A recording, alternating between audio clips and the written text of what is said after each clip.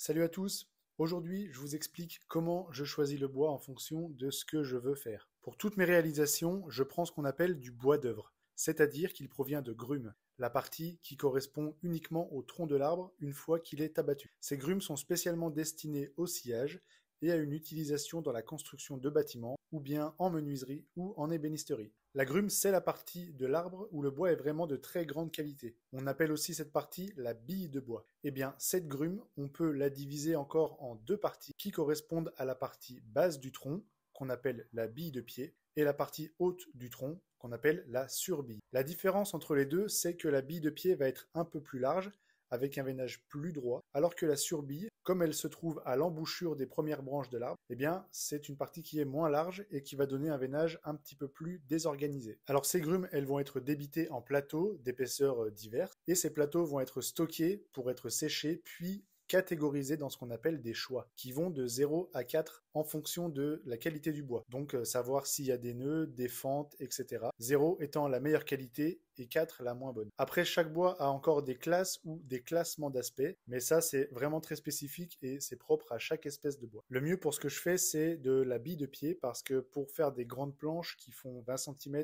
de large et parfois plus, c'est vraiment l'idéal. Tout à l'heure, je vous ai montré un reste de hêtre que j'ai à l'atelier.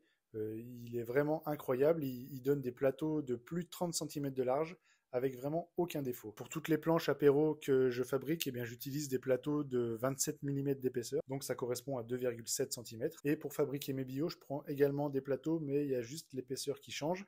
Là, je prends du 35 et parfois du 40 mm. Et l'avantage, c'est que si je me retrouve avec un nœud par-ci, par-là, ou même des fentes au bout des plateaux, comme il y en a bien souvent, et ben, quand je fabrique des billots, je peux essayer de les éviter avec le délignage. Et ça, c'est plutôt cool. Quand je déligne des plateaux et qu'il me reste des petits bouts qui sont pas assez larges ou pas assez épais pour pouvoir faire une planche ou un billot, eh bien, je les mets de côté, je les assemble et ça donne, par exemple, les petites planches que vous avez pu voir sur Instagram que je poste de temps en temps. À propos d'Instagram, on est bientôt à 1000 abonnés sur le compte, donc merci à tous déjà.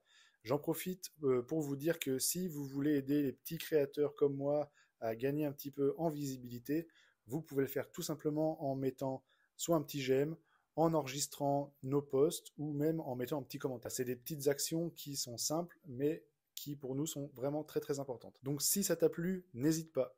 Et je vous dis à la semaine prochaine. Allez, ciao!